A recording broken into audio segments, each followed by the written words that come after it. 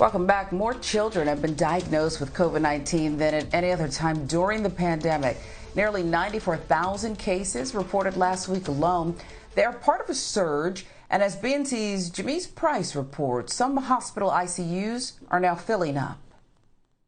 COVID patients are packing hospital emergency rooms and ICUs, and the victims of this latest surge are babies, toddlers, and teens. I can't take care of kids. That's too much. Nationwide, 73% of ICU beds are in use. 21% of those beds are being used for COVID patients. Our ICU beds are full. You know, we're taking care of 5, 6 patients at one time. That's not an easy task. In Arkansas, just over 8 ICU beds are available. A federal team is helping the state figure out how to make more room. In Texas, ICUs are near or at capacity. Now hospitals are preparing tents to handle the surge of patients. In Louisiana, nearly half of the state's ICU beds are in use, including those at the state's largest children's hospital, where a 3-month-old and a 23-month-old are fighting COVID. Here at Children's Hospital in New Orleans, we've seen an increased surge of COVID patients in pediatric patients over the last 3 weeks. So our nurses, our respiratory therapists, our non-clinical team members in the pharmacy, in the lab have been really overworked for months due to other viral surges. Now they're getting help from the federal government. A 14-member disaster medical assistance team is on the ground getting prepped to start taking care of patients. This is not their first rodeo, and they're coming here to step into the gap and work hard and just give that extra set of hands, take patient assignments, really to maximize the care that we're giving to the children and their families. The team includes 4 nurses, 3 paramedics, a respiratory therapist, and pharmacists. Paul DeSerbo is leading the team. We are going to go through with hospital staff one-on-one and pair up nurses to nurses, paramedics to paramedics, and make sure that they have a solid lay of the land and understanding of what's going on. And we are completely onboarded to help alleviate some of the stress on the staff here. And the help is needed. More children are in the hospital fighting COVID than at any other point in this pandemic. These are individuals who have dedicated their entire lives and careers to helping out some of our most vulnerable population. Hospital leaders say this will provide some relief, but it's only temporary. The team will only be in place for the next 11 days. In New Orleans, I'm Jamise Price for BNC. Yeah, so it's a dire situation, the spiking COVID-19 cases in New Orleans. That comes at a time when students are, of course, going back to school. Joining us this morning to talk about it is Dr. Henderson Lewis, superintendent of New Orleans Public Schools. Dr. Lewis, thank you for being here on BNC and starting your day with us. My first question, the district reported 116, I believe, active COVID-19 cases. That was last week. 638 of your students and staff, they're quarantining right now because of possible exposure. Let's talk about advice from medical experts. What are they telling you about perhaps changing from in-person learning to virtual? Yes, and again, good morning. Thank you so much for having me. At NOLA Public Schools, we have been very, very transparent throughout the entire time we've been fighting COVID in our community to provide updates every single week about the number of active cases, the number of quarantine.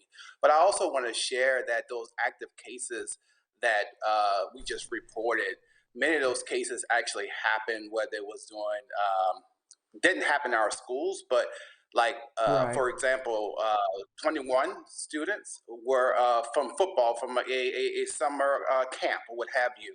But again, we had to go ahead and quarantine many members of the football team. And so you have those things there. But as we work with our medical professionals, they guide us every step of the way. NOLA Public Schools, we also have a medical advisor that works with us day in and day out, so we can make those critical decisions to really understand where we are so that we can continue with in-person learning. But again, if we get to a point where we cannot, we have that medical advisor team that really supports us in helping us make those critical decisions. I gotta tell you, Dr. Lewis, I feel for you. Both my parents educators, my father in administration, my mother a teacher. These are trying times. A city spokesman said there will be new restrictions that are being considered at any rate. And those could come, an announcement as soon as this week. How do you believe they could affect your schools? So I'm very thankful. I had to just be very, very clear. Mayor Cantrell has done a wonderful job leading our city through a very, very challenging time. And even when Mayor Cantrell, for example, put in the advisory to encourage indoor mask wearing, as a school system, we went ahead and we mandated it. And so again, as Yeah. the medical field as well as our city officials make decisions, we always feel that those decisions are going to really help us because we've been in locked in step when it comes down to prioritizing in-person learning as well. Yeah, and so you mentioned the mask mandate that's in place.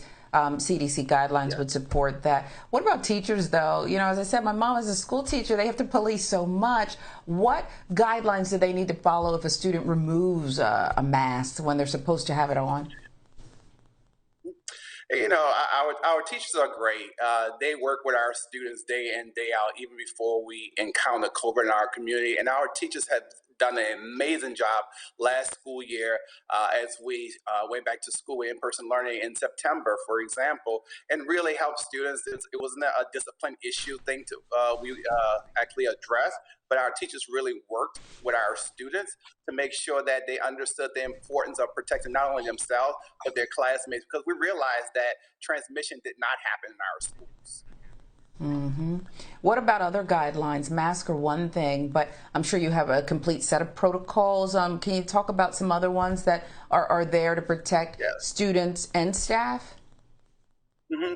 Yes, and a lot of those same protocols from last year. So social distancing, uh, we have the hand sanitizer in our schools, and it really helping students to understand how to navigate. But also, we recognize that there are other measures. As a school system, we also implemented a testing program, so where students and educators can actually participate in routine testing.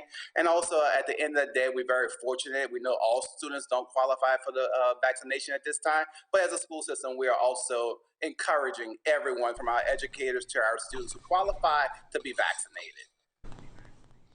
I want to talk about just really a personal note because you got to have some personal fears here, and you know the great needs of the students that you're serving and their parents. You know, so many struggled when they had to go virtual last year, but in the back of your mind, as you look across the country and there where you are in New Orleans as cases are on the rise, is there a threshold, a point where you'll say, listen, I don't want to, but I have to revisit remote learning? Yeah, so first of all, I want to acknowledge that we have students that are currently on virtual learning because of medical conditions and have gone through their pediatricians, for example, to get that documentation. So we have that in place. But for the school system overall, we're very blessed that we are. From Hmm. day one, been working with our own medical advisor as well as the local health officials, because when a decision is made to pivot away from in-person learning, it's really a team of individuals that we use their expertise. Our doctors are fighting this virus in the hospital every single day, and we use them to help us make those critical decisions. But if the day comes that it's recommended from our medical advisors, then of course we will make that pivot as we did last school year as well. Yeah, you know, my daughter's 9.5. Well, she'll be 10 soon. And I remember when the information came home this year, there were all kinds of things about trying to catch up. So much ground was lost as much as everybody tried to put their best foot forward last year. You know, we only have about a minute left, but talk to me about what you're doing to kind of bridge the gap from what was lost last year to the mission this year. So last year, you're absolutely correct. We saw, because of our first year of COVID, a regression in our learning for many of our students, and our educators really worked with many of our students over the summer. So instead of 9 months, a lot of our students had 10 to 10 and a half months of schooling, and now they're back. And so now what we're doing is taking the state assessment results that we receive and really understanding what every single kid is and providing them the support that they need so that they can move forward. So again, our educators are amazing. My hat continues to go off to them because again, they are the ones who are making it happen every single day. They are the ones who are keeping our students safe by reminding them every single day of the protocols that are in place. And so again, I have to applaud our educators and especially our teachers on this morning.